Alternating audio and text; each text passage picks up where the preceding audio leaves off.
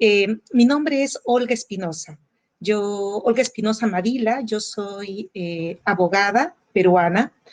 Tengo un máster en Derecho por la Universidad de Sao Paulo, Brasil, y soy candidata a doctora por la Facultad de Ciencias Sociales de la Universidad de Chile. Bueno, yo quiero partir primero agradeciendo a el importantísimo y muy interesado grupo de estudiantes profesionales que forman parte del taller de criminología y política criminal Jure de Facto de la Universidad Nacional Mayor de San Marcos, quienes me invitan a ser parte de este ciclo de cursos sobre temas vinculados a la violencia y el delito en tiempos de coronavirus. Mi intervención la he titulado COVID-19 y cárceles, una amenaza, una oportunidad o ambas. Y me interesa poder plantear algunos elementos que puedan ser un poco provocadores, un poco reflexivos, que nos lleven a pensar y estar conscientes de lo dramático del escenario carcelario en términos generales y cómo este dramatismo se acentúa en un episodio de pandemia como el que estamos experimentando. También me interesa describir rápidamente qué tipo de medidas se están tomando por distintos estados en el mundo en general, sobre todo en alusión a las medidas sanitarias, a las medidas escarcelatorias, a las medidas más propiamente de gestión y dejar en claro también algunos temas pendientes respecto de los que debemos poner especial atención. Luego me interesa tocar también un aspecto que me parece igual relevante y es el pensar en este escenario no solamente desde la aplastante desde la aplastante tendencia a mirar todo desde una perspectiva exclusivamente pesimista, como es el que naturalmente uno se inclina a adoptar luego de estar consciente del escenario carcelario. Y quiero pensar en escenarios de oportunidad. Y finalmente me interesa concluir con algunas ideas finales. Entonces, vamos a conversar un poco sobre las amenazas. En términos generales, nosotros podemos identificar que si miramos solamente la región, podemos observar que América Latina tiene una de las tasas de encarcelamiento más altas del mundo. Y acá hay una distinción importante que es la que plantea el Banco Interamericano en un informe muy reciente elaborado y publicado hace unas pocas semanas, en donde presenta información respecto de la tasa de encarcelamiento por 100.000 habitantes en América, entendiendo por América a los Estados Unidos, luego a América Latina y el Caribe, en donde están reunidos todos los otros países que formamos parte del continente. Pero mirando solamente América Latina y el Caribe, podemos observar que la tasa de encarcelamiento de nuestra región es de las más altas del mundo, sobre todo si comparamos con las tasas promedio de Europa, de Oceanía, de África y de Asia, tomando en cuenta que la tasa promedio de encarcelamiento es de 145 presos por cada 100.000 habitantes. Entonces, nosotros podemos observar que en general nuestros países se han visto alineados por una postura dirigida a aumentar y sancionar todo tipo de conductas que atenten contra principios básicos o contra bienes jurídicos fundamentales a través de la cárcel y del encarcelamiento, lo que ha llevado a justamente generar los índices que estamos observando. Junto con esto, hay un efecto directo que genera la tasa de encarcelamiento y es el hacinamiento o la sobreocupación. Nosotros podemos identificar, por ejemplo, de acuerdo a un informe extremadamente reciente de el ILANUD, el Instituto Latinoamericano de Naciones Unidas contra la Droga y el Delito, que la capacidad de la mayoría de países de nuestra región excede la capacidad declarada, es decir, la población, existente en nuestros países tiene un número que supera a lo programado por cada sistema. Así, por ejemplo, ya podemos observar a nivel general, a partir de, en el cuadro que les estoy presentando, en la tabla que les presento, ya a partir desde el caso de Chile, ya podemos identificar un exceso en el número de personas que se encuentran requeridas. Es decir, por ejemplo, habiendo una capacidad de 41.900 plazas, la población existente supera en 1.263, es decir, la población actual tiene 43.000 personas, teniendo una densidad de 103%. ¿Qué significa esto? Significa que hay una sobrepoblación, una sobreocupación de las cárceles en la mayoría de nuestros países, porque la situación chilena, incluso la argentina y hasta la panameña, podríamos decir que se encuentran dentro de los parámetros recomendados por la Comisión Europea de Derechos Humanos, que indica que superado el 120%, ya una cárcel o un país se encuentra con una sobrepoblación crítica. Podemos identificar entonces que a partir de mirando nuestra tabla, que a partir de Ecuador, que tiene 138% de densidad, Costa Rica, Brasil, Colombia, Paraguay, Honduras, República Dominicana, Perú también, tienen un contexto problemático respecto a el número de personas que se encuentran recluidas. En términos generales también, se puede entonces observar, de acuerdo a datos también entregados por el informe del Banco Interamericano de Desarrollo, que en relación a la lucha por el espacio, en promedio, en una celda vive un 45% más de personas de las que debería haber. Solo un 42% de internos duermen en una cama. Solo el 80% de los presos tiene acceso suficiente a agua potable. Solo el 71% de los reclusos indica poder recibir o haber recibido atención médica. El 28% de los presos nunca ha hablado por teléfono desde la cárcel y el 17% nunca recibe visitas. Un 46% de los internos ha sufrido robos dentro de la cárcel. El 16% ha recibido golpes y un 1% declara haber sido víctima de delitos sexuales. El 16% de los reclusos consumiría sustancias ilícitas, siendo la marihuana la droga más común, seguida del alcohol. En la mitad de los casos, las drogas son proporcionadas por el personal penitenciario. Solo la mitad de los reclusos participaría en actividades deportivas. El 43% participaría en actividades educativas y el 47% en algún tipo de actividad laboral. Este es un escenario que, si bien es cierto, puede tener sus matices, se sustenta en la encuesta carcelaria llevada a cabo e impulsada en 14 países de América Latina y el Caribe, en donde se entrevistó a más de 11.000 reclusos, siendo un trabajo que presenta una mirada bastante compleja del escenario en el que se implementa la privación de libertad en nuestra región. ¿Cuáles son las medidas más comunes que han sido tomadas por el Estado? En primer lugar, es importante indicar que diversos organismos internacionales han ido tomando una postura y presentando diversas recomendaciones respecto a la población privada de libertad en contextos de pandemia. Entre las organizaciones internacionales podemos mencionar a la Comisión Interamericana de Derechos Humanos de la OEA, al Alto Comisionado de Naciones Unidas para los Derechos Humanos, a la Organización Mundial de la Salud, al Comité Europeo para la Prevención de la Tortura y a nivel de organizaciones internacionales, ONGs internacionales. Podemos también mencionar a Penal Reform International, al Instituto Latinoamericano de Naciones Unidas contra la Droga y el Delito, a el ILANUT, a Amnistía Internacional, a Human Rights Watch, entre otras organizaciones.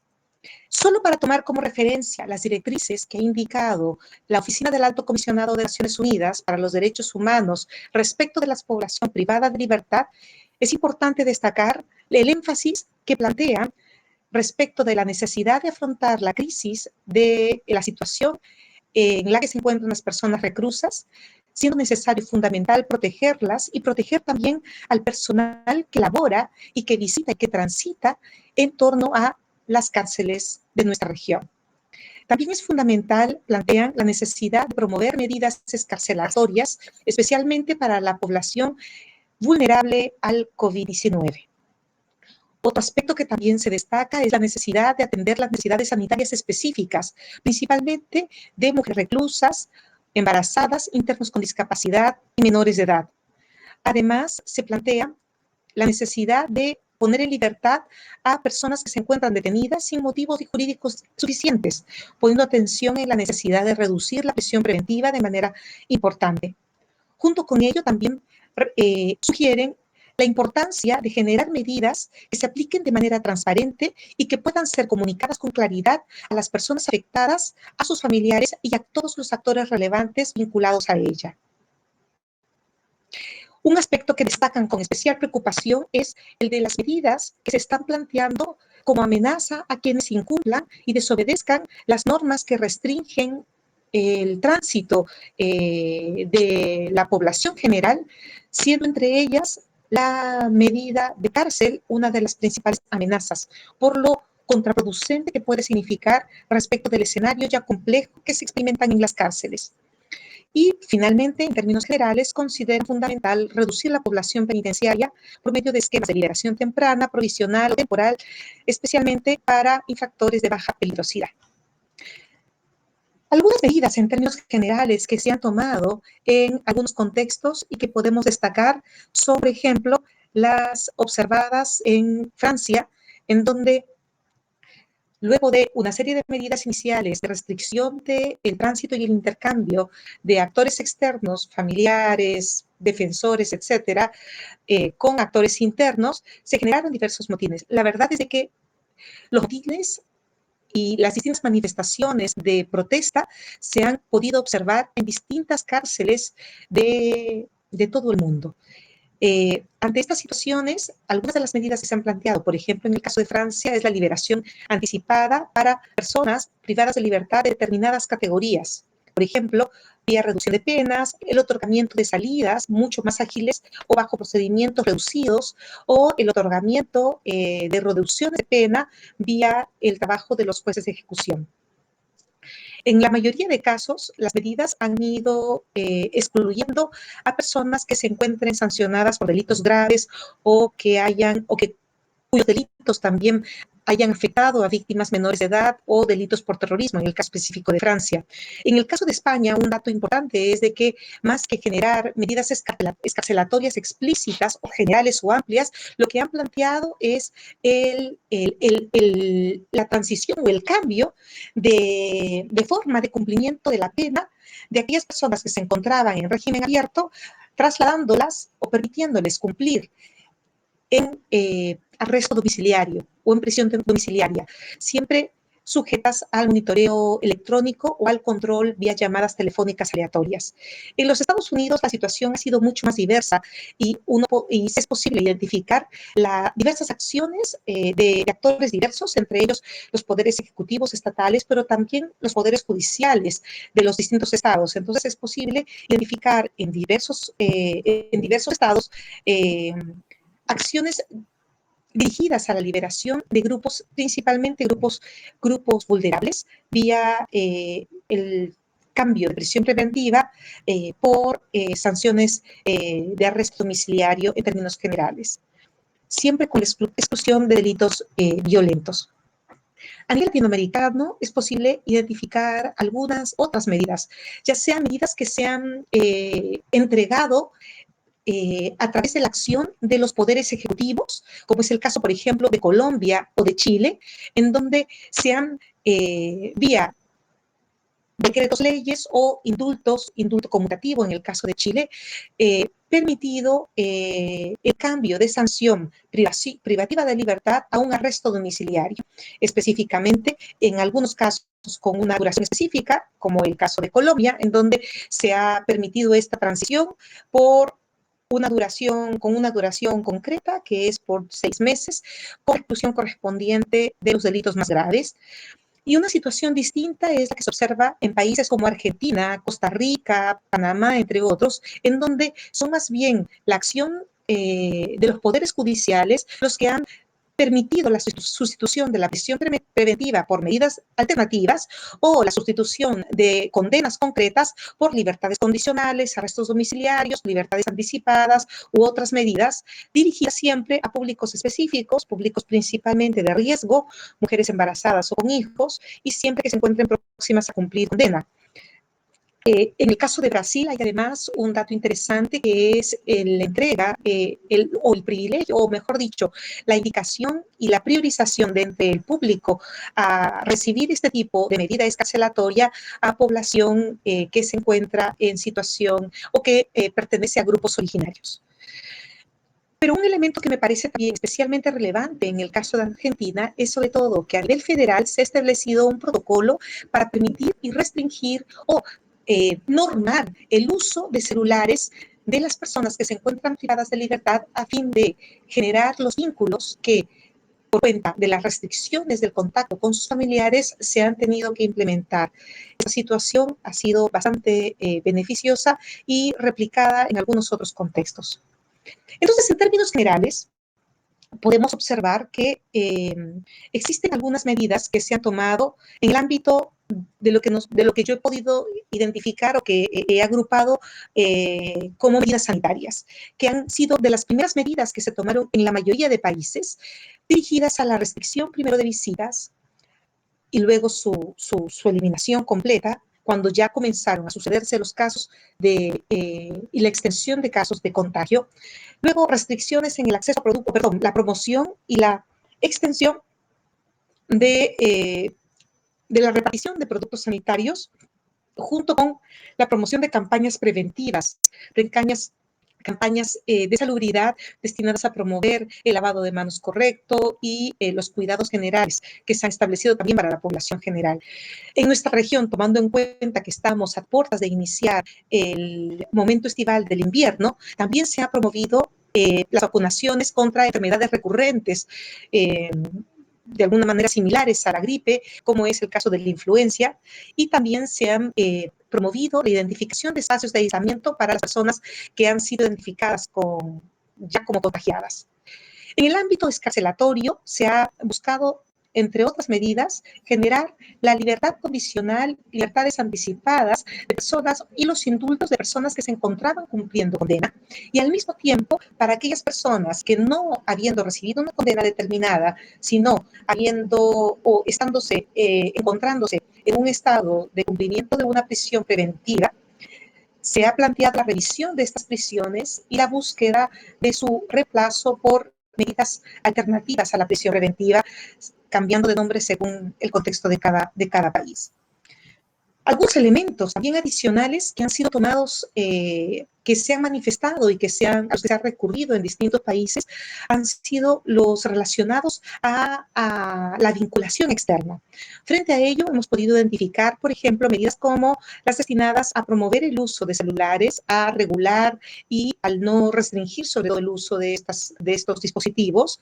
También se ha buscado garantizar el acceso a medios de videoconferencia, promoviendo, por ejemplo, o facilitando el acceso de dispositivos vía tablets o vía el acceso a computadores en salas de clases, en bibliotecas o distintos espacios donde existiesen esos elementos. Y al mismo tiempo se ha trabajado en coordinación con los familiares para informar sobre las distintas medidas y sobre todo del estado de salud de las personas privadas de libertad particular. Pero junto con estas medidas, también se han desarrollado algunas medidas exclusivamente vinculadas a la gestión operativa del sistema penitenciario y que han tenido que ver con el establecimiento de sistemas de turnos de recurso humano de los funcionarios y funcionarias que laboran en el sistema penitenciario, sobre todo anticipándose respecto del contagio potencial de estos funcionarios, que es lo que ya se ha podido observar en la mayoría de nuestros países. Al mismo tiempo, se ha identificado y se ha validado a distintos representantes de personas privadas de libertad.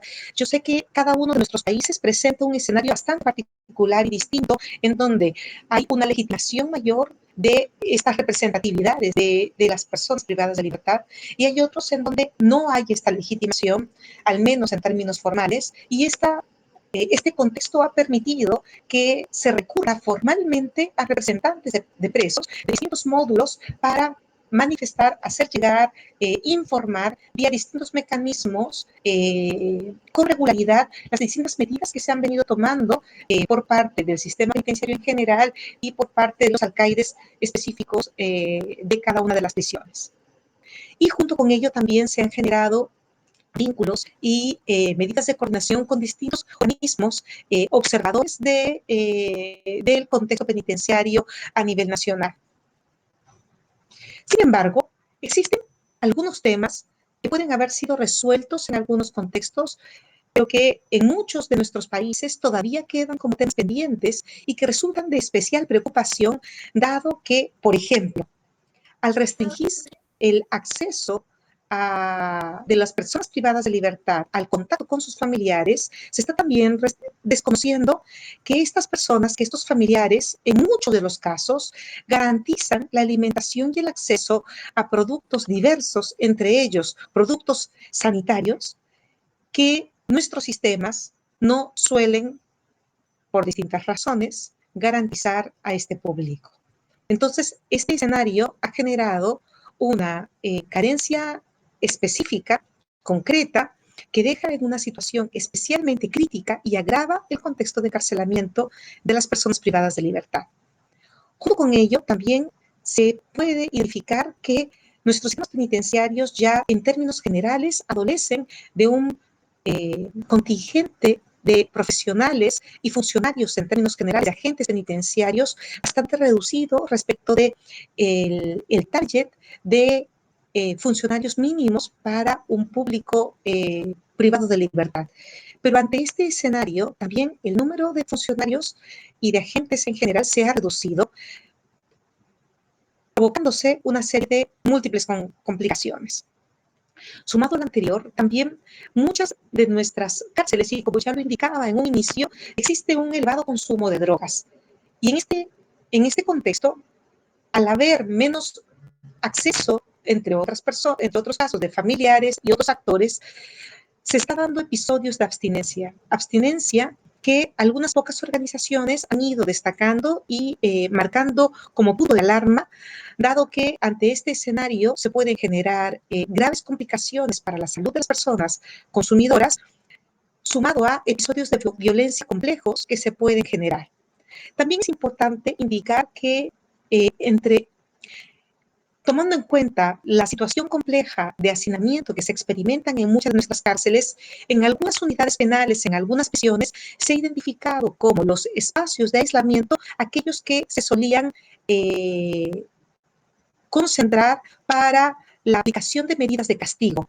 Es fundamental advertir que el aislamiento por contagio de coronavirus no puede ser cumplido en espacios en donde se suele aplicar castigo, porque el poseer esta enfermedad no puede ser interpretado como un castigo o no puede ser gestionado como si fuera un castigo.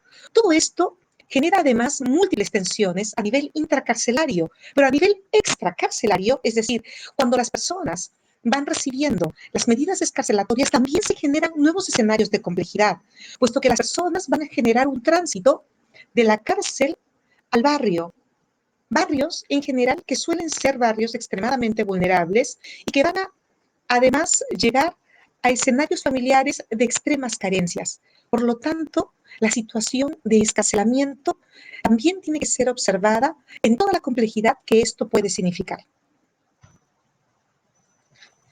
Y dentro de todo lo que venimos compartiendo hasta este momento, es posible imaginar frente a todo este dramatismo o frente a este escenario complejo y dramático, alguna posibilidad, alguna oportunidad.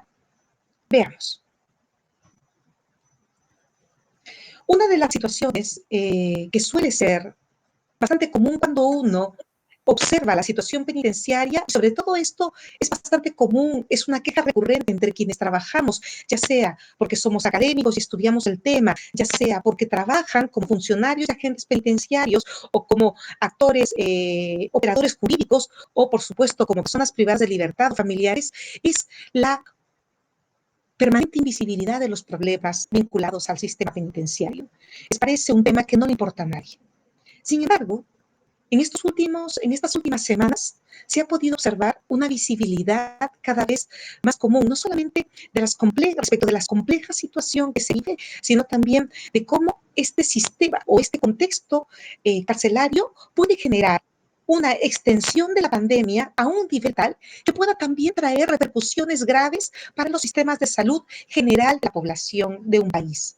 Por lo tanto, aborda o presenta la urgencia de tomar en cuenta la necesidad de trabajar y de incidir tomando medidas urgentes que vayan reduciendo los riesgos naturales que ya presenta esta pandemia en el contexto carcelario y los riesgos con los consecuentes efectos que esto puede tener en la población general. También en este marco nos ha permitido observar y trabajar respecto de el acceso a derechos, es decir, relevar que el cumplimiento de un encarcelamiento no implica la restricción de la condición de humanidad de las personas y es necesario al menos garantizar dos derechos fundamentales que están íntimamente relacionados y que tienen directa relación con el escenario de pandemia, como son el derecho a la salud y a la integridad. Entonces, se han generado distintas medidas para promover estos derechos y son parte de las medidas que han sido abordadas por los distintos estados y que acabamos en parte de listar. Otro elemento también quizás menos visible es de que ante este escenario, la comunidad general y, por cierto, también la comunidad especializada, es decir, aquella naturalmente vinculada al tema penitenciario, ha comenzado a exigir, indagar respecto de las medidas que el sistema penitenciario y en general el país, y cuando me refiero al país, me refiero a los poderes del Estado, poder ejecutivo, poder legislativo, pero sobre todo el poder judicial y el ejecutivo, han venido tomando para responder a los problemas de pandemia en el escenario carcelario, exigiendo no solamente que se transparente la información, sino también fiscalizando, observando y recomendando estas implementaciones regulares. Y un elemento que me parece para mí especialmente relevante es el elemento vinculado a la virtualidad. Una de las mayores limitaciones que existen en nuestros sistemas penitenciarios en general es el aislamiento natural que implica la privación de libertad, restringiéndose este vínculo externo a las visitas que los familiares pueden tener también con múltiples limitaciones. Según el régimen, según el país, según incluso la provincia o la localidad donde ésta se manifieste. Sin embargo, en este escenario, algunos países, como ya lo indiqué, han tomado medidas vinculadas a garantizar el acceso vía, ya sea la apertura o la no sanción por el uso de celulares o el acceso a conferencias o vínculos como los que estamos estableciendo ahora con ustedes vía distintos mecanismos de videoconferencia o de relación remota. Esto ha permitido mantener un contacto mucho más amplio con el mundo externo. Y este es un elemento respecto del que me parece que es fundamental establecer algunos puntos de análisis con mayor detenimiento. En este contexto, enfrentamos a un escenario en donde la virtualidad se convierte en un mecanismo natural que permite establecer vínculos fundamentales que son necesarios y que no están restringidos a la privación de libertad, como ese vínculo con la familia. Sin embargo, además de este vínculo afectivo, es posible, a partir de esta apertura de espacios, imaginar otras posibilidades que puede traer consigo esta virtualidad. Por ejemplo, vinculadas al acceso a la formación escolar, que normalmente suele ser bastante limitada en los contextos carcelarios, el acceso a la capacitación laboral, que también se ejecuta con una serie de múltiples restricciones, o el acceso a la actividad cultural. Este tipo de actividades suele estar bastante limitada, entre otras cosas, porque al existir cárceles en su mayoría hacinadas, no existe el mínimo espacio físico para el ejercicio de estas acciones. Sin embargo, estamos en un escenario distinto en el que estamos permitiéndonos imaginar y en el que quizás debemos comenzar a permitirnos imaginar otros vínculos de relacionamiento que pueden generar múltiples oportunidades para distintos actores, entre ellos las personas privadas de libertad. A modo de conclusión, quisiera sí precisar que una mirada optimista no puede dejar de llevarnos a reconocer que el hacinamiento e insalubridad es alarmante y es la realidad de la mayoría de las cárceles de América Latina y el Caribe, junto además a diversos problemas que ponen en evidencia la escasa o nula atención médica y el acceso muy reducido a el derecho a la salud, a los que las personas o al que las personas privadas de libertad deberían mínimamente poder tener acceso. Vinculado a lo anterior, es fundamental recordar que los estados se encuentran en una posición de garantizar que se vele justamente por dichos derechos. Me refiero específicamente al derecho a la salud y a la integridad de las personas privadas de libertad, y esto ha sido reconocido por diversos organismos internacionales de derechos humanos y organismos especializados en materia penitenciaria. Este es un escenario complejo. Este es un escenario complejo que coincide y que se manifiesta en un contexto en el que vivimos adheridos a una cultura de riesgo, una cultura en donde se ha ido permeando una lógica de alta punitividad y de castigo que viene seleccionando a personas que tienen determinadas características y que son las que principalmente son las privilegiadas para recibir la sanción de privación de libertad. Con esto quiero decir que se cometen múltiples sanciones a nivel de nuestros países. Sin embargo, aquellas que principalmente privilegian la privación de libertad son aquellas que tienen como público prioritario un público que tiene características comunes, que son las que se pueden observar en la mayoría de cárceles de nuestros países. Sin embargo, creo que es fundamental, inclusive en un escenario de cultura de riesgo y de cultura de castigo, observar la posibilidad de ir introduciendo mecanismos amplios que reconozcan la democracia como la mejor fórmula de administrar no solamente el país, sino también de administrar todo tipo de contextos y, por supuesto, cómo no, el de las cárceles, permitiendo bajo estas lógicas incorporar la participación de todas las personas que se encuentran privadas de libertad en distintas actividades relacionadas a la implementación y a la ejecución de la sanción de privación de libertad. Y esas formas y estas aperturas deben permitirnos dar cabida para la solución de problemas inmediatos, en donde podamos escuchar y podamos recibir las sugerencias y recomendaciones de quienes también se encuentran privadas de libertad y, por cierto, también de quienes cumplen labores regulares de gestión y administración de los centros de privación de libertad, de las cárceles, pero también en términos inmediatos, proyectando que quienes van a cumplir una condena al poco tiempo o cuando cumplan determinada cantidad de tiempo, van a egresar de las cárceles. Y es fundamental que comencemos a introducir mecanismos de ciudadanía que garanticen y reduzcan las formas tradicionales de exclusión y de vulnerabilidad a las que suelen experimentar las personas que se encuentran en esta situación. Estoy convencida de que este es un escenario absolutamente complejo, pero al mismo tiempo mi convencimiento me lleva a mirar siempre dentro de lo dramático del escenario que experimentamos, una posibilidad de oportunidades que me lleven a imaginar que es posible pensar en reformas y en cambios que nos permitan reducir al mínimo indispensable los espacios carcelarios. Muchas gracias. Bueno, pasamos a la ronda de preguntas. Freddy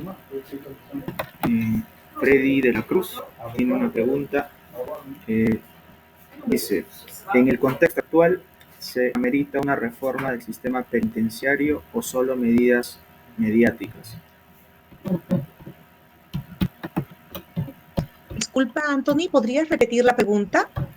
En el contexto actual, ¿se amerita una reforma del sistema penitenciario o solo medidas mediáticas? Es una excelente pregunta la que planteas. A ver, creo que las dos cosas. Creo que definitivamente dentro de las oportunidades y bien lo planteas tú, deberíamos comenzar a dialogar sobre la posibilidad de imaginar reformas más sustantivas y no solamente las medidas urgentes, que son fundamentales, porque la gente ya está muriendo. La situación es tremendamente compleja y es necesario implementar medidas urgentes. Pero también, ya que estamos pensando en lo carcelario, deberíamos imaginar cambios más sustantivos que nos permitiesen modificar no solamente las sanciones penales, los tipos de sanciones, las formas de ejecución de estas sanciones, las formas de egreso y de término de estas sanciones, y una serie de mecanismos que nos permitan mejorar los resultados, por último, también de la implementación de la pena de cárcel en términos generales y amplios.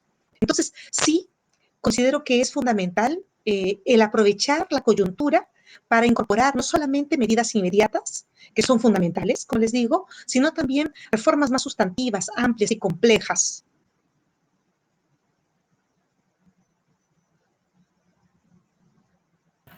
Me preguntan, ¿sí? Jairo Chanamé Espinosa tiene una pregunta. Puede verla en el chat. Lo que sucede, Anthony, es de que el chat es más rápido de lo que consigo leer, así que te voy a agradecer que me las puedas indicar tú. Ya.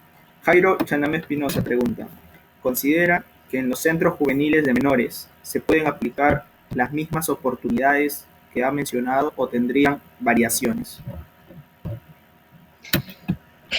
A ver, yo quiero advertir que no soy especialista en el gran y complejo ámbito de la justicia penal juvenil.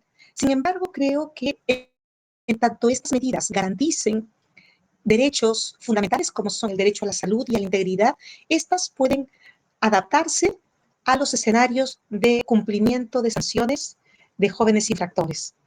Es más, entre la población de riesgo a los que los distintos organismos internacionales han hecho referencia, en la mayoría de casos también está incorporada la población adolescente, los niños, niñas y adolescentes recluidos. Por lo tanto, considero que muchas de estas propuestas pueden adaptarse tranquilamente.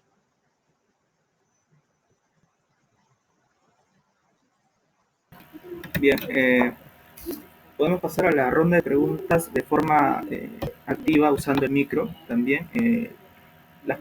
Sheila Fernández, puedes hacer tu pregunta usando el micro o deseas que yo la haga.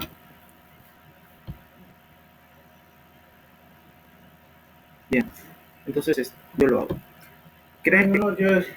Agradecer la intervención. ¿Cree usted que es posible?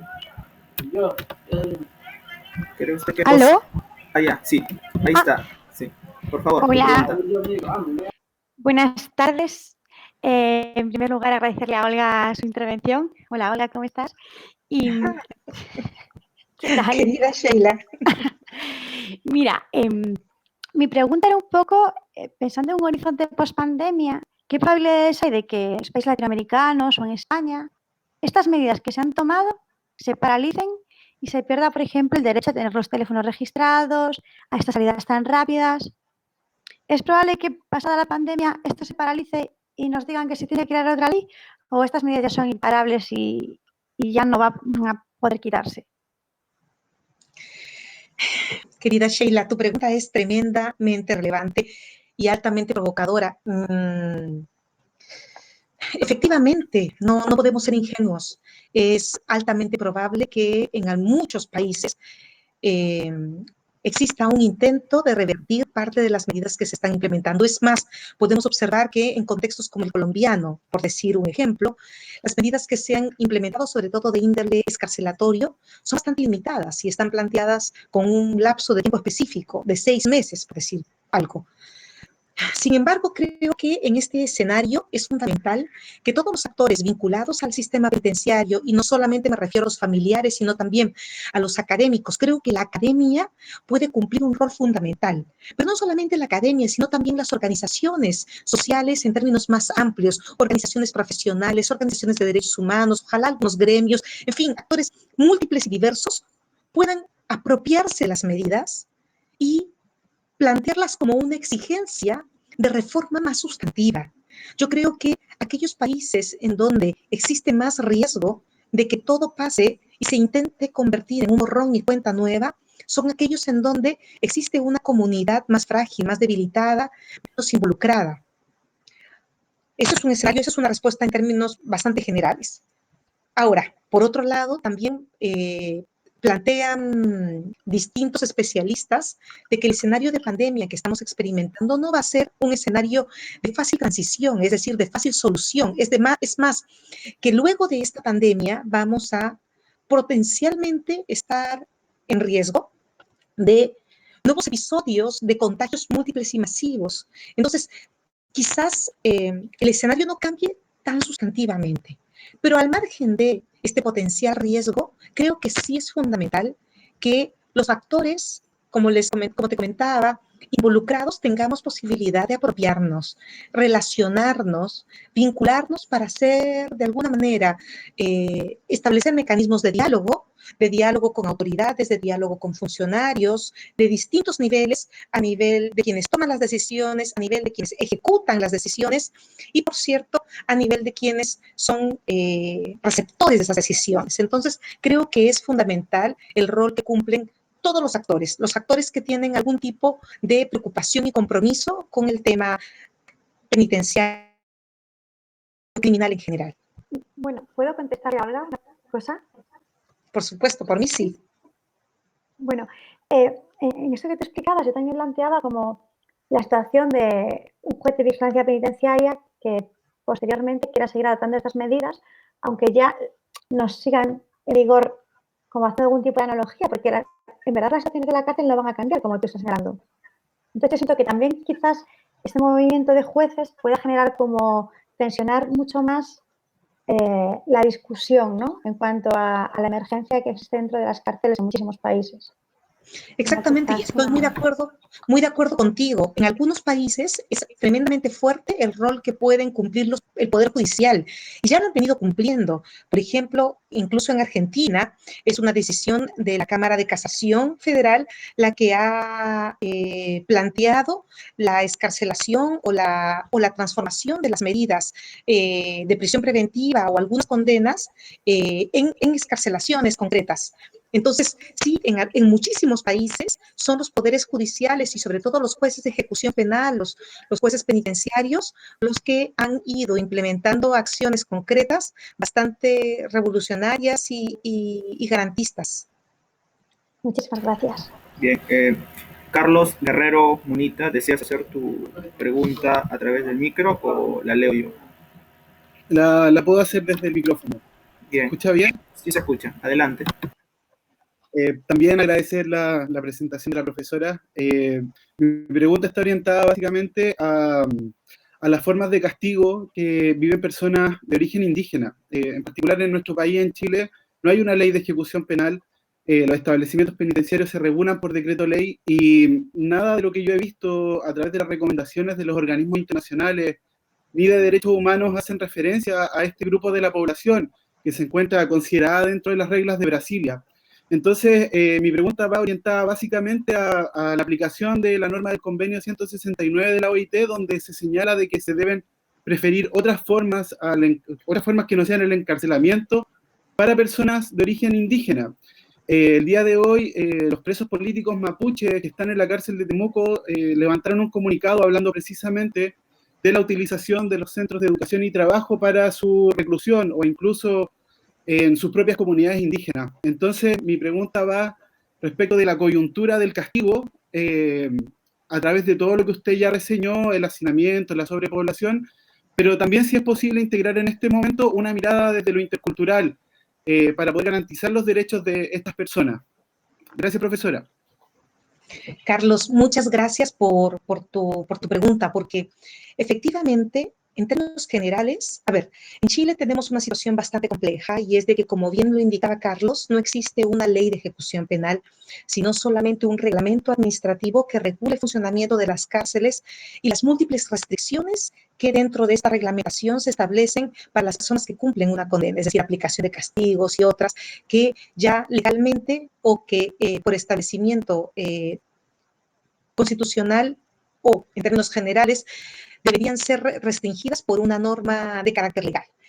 Y efectivamente, no hay ninguna referencia a las personas que provienen de pueblos originarios. Allí tenemos un grave déficit, pero más complejo es de que tampoco existe una política penitenciaria que establezca un reconocimiento explícito, extendido, y que no se restrinja a fórmulas específicas que se vayan adoptando según la sensibilidad o la buena voluntad de algunos funcionarios penitenciarios a cargo de sectores o de territorios específicos en donde hay población indígena, donde hay población que proviene de pueblos originarios. Estoy pensando sobre todo respecto de Chile en las regiones del norte y en las regiones del sur. Entonces, ¿qué significa esto? Significa que se han venido dando algunas medidas que algunas veces han significado avances y en muchos casos también han significado retrocesos.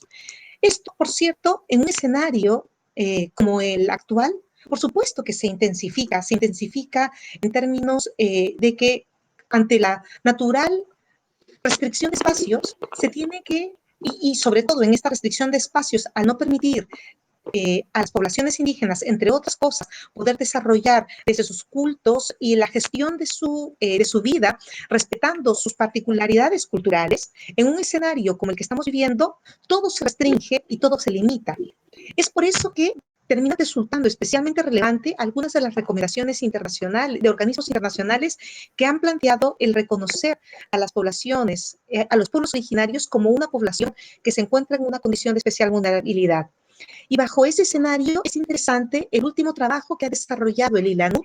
El ILANUT de Costa Rica ha hecho un informe que lo ha publicado el día de ayer, en donde hace un análisis de las distintas medidas que se han venido adoptando, principalmente en países latinoamericanos, y entre ellas plantea la decisión del Consejo Penitenciario brasileño, que a nivel federal ha reconocido a la población que pertenece a pueblos originarios como una población privilegiada para ser merecedora de medidas escarcelatorias. Entonces, si bien es cierto, en algunos países, como en el caso chileno, no ha habido medidas adaptadas para este público, sí a nivel regional y a nivel internacional hay algunas recomendaciones que bien podríamos relevar para hacer las exigencias correspondientes a nivel nacional. Bien, Jorge Manrique tiene una pregunta, la cual es, ¿cuál es su posición respecto a la decisión del gobierno peruano en el contexto del COVID-19 de generar la norma para descongestionar el hacinamiento de cárceles respecto a las personas sentenciadas por delito de omisión de asistencia familiar? Y si considera que se debe extender este beneficio a sentenciados por otros delitos comunes. Bueno, específicamente se refiere a la conversión automática de penas que se ha dado recientemente, se ha flexibilizado para que se puedan dar este tipo de medidas. Esa es la pregunta. Muchas gracias, Anthony. Muchas gracias, Jorge, por la pregunta. Efectivamente, cuando se está planificando la implementación de medidas para la excarcelación de personas que se encuentran hoy ya ocupando las cárceles, entre las medidas o entre los delitos que se suelen incorporar son los delitos de menor violencia. La sanción de privación de libertad para personas que han omitido y que no han cumplido la prestación de la pensión alimenticia, por supuesto que es absolutamente indignante, es terrible, por supuesto que genera unos daños colaterales lamentables. Sin embargo, no son acciones, o sea, dentro de las posibilidades de excarcelación, este es un delito que correspondería fácilmente incluir.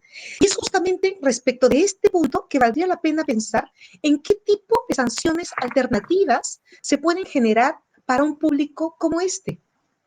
Es la cárcel la única medida que genere, no solamente que transmita y que el reproche social profundo que genera este tipo de conductas, no puede pensarse en otro tipo de sanciones que puedan ser incluso mucho más significativas y mucho más aleccionadoras que la privación de libertad, y yo creo que es un punto importante para intentar quebrar la lógica altamente punitiva que tenemos no solamente en Perú, sino también en muchos otros países. Y por cierto, sí, junto con este delito, yo también exploraría qué otros delitos pueden incorporarse para ser receptores de las medidas escarcelatorias.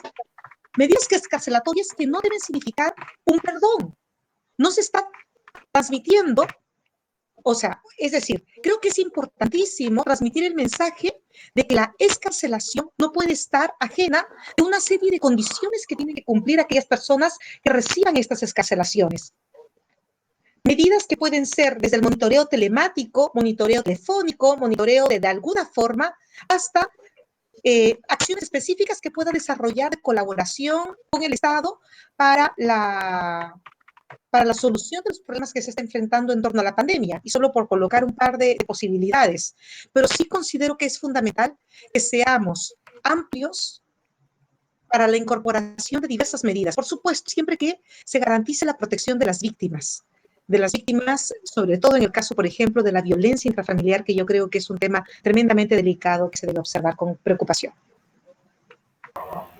Tenemos una pregunta de Cristian Campos. Cristian Campos, ¿desea realizar tu pregunta por micro o yo lo...? Bueno, ya, me indican que yo la voy a leer. A ver. Dice, ¿considera que más voces deberían ser escuchadas en la reforma del sistema penitenciario, como organizaciones de víctimas, personas privadas de libertad personal?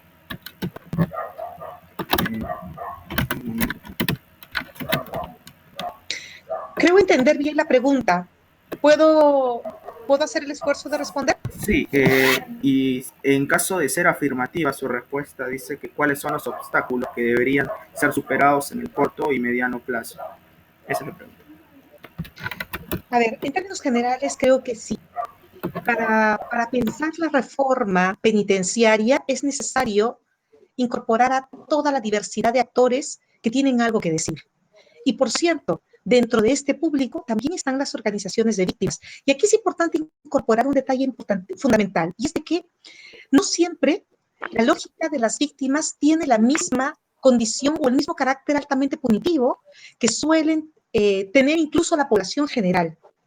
Hay una serie de experiencias tremendamente interesantes de organizaciones de víctimas, incluso dentro de América Latina, que son organizaciones que son colaboradoras del sistema penitenciario, pero no bajo la lógica tradicional de aumentar y reforzar la crueldad en el cumplimiento de las sanciones, sino más bien desde una lógica altamente restaurativa, una lógica de intentar de comprender el fenómeno de la criminalidad en toda la complejidad que tiene y que involucra este fenómeno, buscando que con el accionar de estas organizaciones se apunte a una sociedad mucho mejor, una sociedad que alcance de una manera más cercana la solución de sus conflictos. Entonces existe, por ejemplo, en Uruguay una serie de organizaciones de víctimas que son colaboradoras activas del sistema penitenciario y sobre todo de los procesos de reinserción social. Entonces, sí, considero que es fundamental la incorporación en una discusión amplia y extendida de todos los actores relevantes. Y solo por poner un elemento importantísimo, en el caso sobre todo peruano, considero que es necesario reconocer y aprovechar la riqueza y la experiencia que existen en importantes organizaciones que desde hace varias décadas, sino muchos años, vienen trabajando desinteresadamente, promoviendo discusiones, promoviendo la garantía de derechos a nivel penitenciario. Y estoy pensando en las organizaciones de la Iglesia Católica, de la Iglesia Evangélica, que son actores independientes, pero sumamente comprometidos con los derechos humanos al interior de las cárceles, pero también con una lógica ética del cumplimiento de las sanciones penales. Entonces, creo que los países en particular tienen que reconocer quiénes son sus actores e involucrar a todos para una discusión seria y de corto, mediano y largo plazo. Bien, Zaira tiene una pregunta. Zaira, ¿desea formular tu pregunta usando el micro o yo la leo?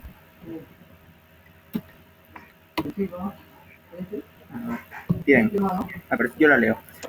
¿Podría considerarse como una medida adicional la prestación de servicios a la comunidad en unidades receptoras o aquellas personas que están sentenciadas por omisión y asistencia familiar a propósito de la propuesta normativa del descongestionamiento de cárceles.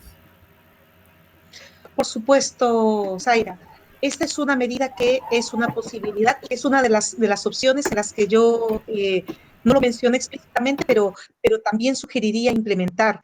Lo que sí es fundamental es identificar que la prestación de servicio o la prestación de trabajo comunitario, la prestación de servicio en beneficio de la comunidad, según se llama en distintos países, no es una medida automática y que tiene una implementación de cierta complejidad. Es decir, se requiere contar con espacios adecuados que puedan ser monitoreados desde la entidad receptora y monitoreados desde la entidad a cargo del cumplimiento de la ejecución de la sanción.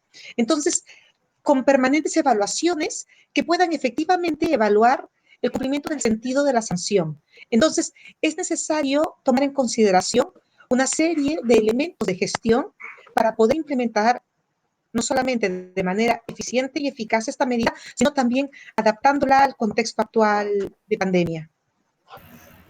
Bien, Linda Fernández tiene una pregunta, la cual dice, si bien las medidas que se pueden proponer sean de utilidad para mejorar la situación problemática de las cárceles en torno al hacinamiento y la salubridad, que tal vez se desemboque en la construcción de más y mejores centros penitenciarios, me parece relevante por poder cuestionarnos también de qué manera podríamos intervenir para limitar la lógica punitiva que caracteriza a la justicia penal latinoamericana.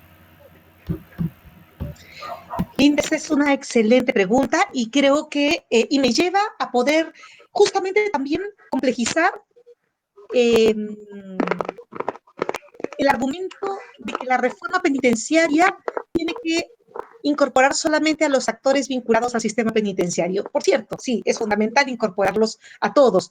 Sin embargo, este tipo de reformas quedan cojas, quedan siendo insuficientes si es que no se considera la necesidad de repensar todo el sistema de justicia criminal en el que está sustentado el sistema penitenciario. El sistema penitenciario es un eslabón, es un elemento final de una política criminal que se ejecuta en una determinada forma y que provoca un crecimiento de la población penal que luego tiene que ser administrado por el sistema penitenciario, sistema que tiene las múltiples falencias que ya hemos mencionado. El sistema penitenciario tiene relativamente poco control de cuánta gente ingresa, o sea, definitivamente no tiene control de cuánta gente ingresa. De lo que tiene control es de qué hace con esas personas. Entonces, no podemos nosotros generar una discusión seria si efectivamente en esta discusión incorporamos no solamente incluso la política criminal, sino también incluso en términos más amplios, toda la política de seguridad ciudadana que se ha venido estableciendo, en algunos casos pisando los talones de la política criminal. Entonces, es fundamental que podamos llevar una discusión que sea verdaderamente integral y que incorpore no solamente apartados finales de la sanción penal y del abordaje del delito y de la criminalidad y la violencia, sino también todos los elementos y las instancias anteriores que van a ser las que terminan derivando y generando un escenario de complejidad que es finalmente administrado por el sistema penitenciario.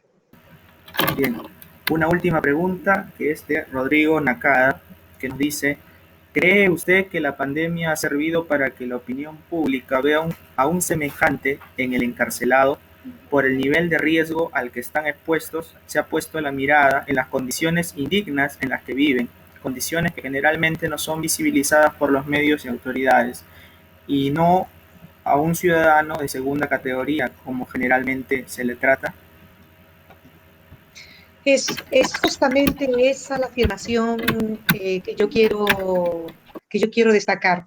Yo quisiera pensar que efectivamente este escenario de pandemia nos ha permitido visibilizar la complejidad de las condiciones de encarcelamiento en la mayoría de nuestros países, pero también en este escenario de complejidad considero que esta es una oportunidad para repensar la cárcel, para repensar qué es la cárcel, qué tipo de restricciones son indispensables y qué restricciones son reformulables y modificables. siempre en un marco de respeto de derechos fundamentales mínimos, siempre en un marco de democracia, siempre en un marco de reconocimiento de ciudadanía, incluso y a pesar de la privación de libertad. Bien, esa fue la última pregunta. Con esto damos por culminado esta sesión del curso de violencia y delitos en tiempos de COVID-19. Profesora, muchas gracias por participar, por habernos apoyado, y a todos los participantes. Los esperamos en la próxima sesión, que es el día de mañana a la misma hora. Gracias. Muchas gracias a ustedes. Un gusto.